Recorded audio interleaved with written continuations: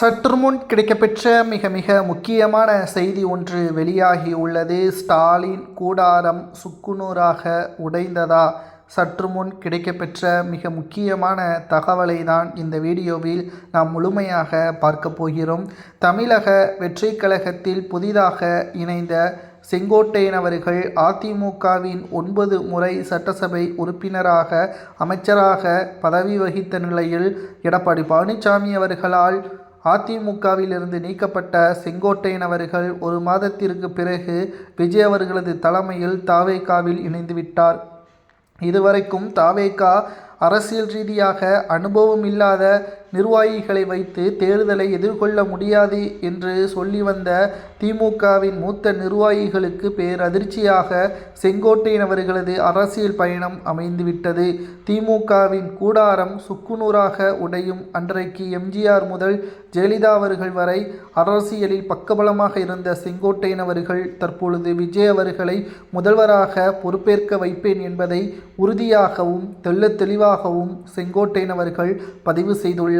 நேற்று ஈரோட்டில் செங்கோட்டையன் அவர்களுக்கு தாவேகாவின் தொண்டர்களும் மிகப்பெரிய அளவிலான வரவேற்பை ஈரோட்டில் கொடுத்தது திமுகவிற்கு பேரதிர்ச்சியை ஏற்படுத்தியுள்ளது. என்னதான் அதிமுகவில் இருந்து தாவேகாவில் இணைந்தாலும் செங்கோட்டையன் மனதில் ஒரு கவலை இருந்திருக்கும். நாம் எடுத்த முடிவு சரியா தவறா என்ற ஒரு கவலை இருந்திருக்கும். ஆனால் நேற்று ஈரோட்டில் தமிழக வெற்றி கழகத்தின் தொண்டர்களும் பொதுமக்களும் ஸ்டாலின் அவர்களை விட வரவேற்பு மற்றும் ஆரவாரம் கொண்டாட்டம் என்று செங்கோட்டையன் அவர்களை ஒரு தலைவராகவே பார்க்க ஆரம்பித்து விட்டார்கள். செங்கோட்டையன் அவர்கள் மூலமாக திமுகவின் கூடாரம் சுக்குநூறாக உடையும் என்று அரசியல் வட்டாரங்களில் தற்பொழுதே பேச ஆரம்பித்து விட்டார்கள். வருகின்ற சட்டசபை தேர்தலில் திமுக உட்கட்சிகளில் மோதல் இருந்துவிடக்கூடாது. ஒவ்வொரு தொகுதிகளிலும் திமுகவும் திமுகவின் கூட்டணிகளும் வெற்றியடைய வேண்டும் என்பதை உறுதியாகவும் தெளிவாகவும் கூறி வருகிறார்கள்.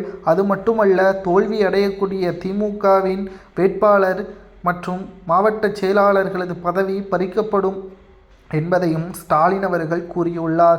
இதனால் என்ன செய்வதென்று தெரியாமல் திமுகவின் நிர்வாகிகள் அதிர்ச்சியடைந்து வருவதும் குறிப்பிடத்தக்கது. மறுபக்கம் திமுக மக்களுக்கு நன்மை செய்திருந்தால் நிச்சயம் மக்களே ஓட்டுக்களை திமுகவிற்கு செலுத்தியிருப்பார்கள். ஆனால் இப்பொழுது கூட திமுக மக்களுக்கு எந்த ஒரு நலனையும் செய்யவில்லை என்ற குற்றச்சாட்டுகளும் தமிழக மக்கள் முன்வைத்துதான் வருகிறார்கள். செங்கோட்டையன் தாவேகாவில் இணைந்திருப்பது விஜய் அவர்களுக்கு மிகப்பெரிய ஒரு பக்கபலமாக மாறியுள்ளதாக அரசியல் வட்டாரத்தில் கூறுவது சரியா? திமுகவின் கூடாரம் உடையுமா என்பதை கமெண்டில் கூறுங்கள்.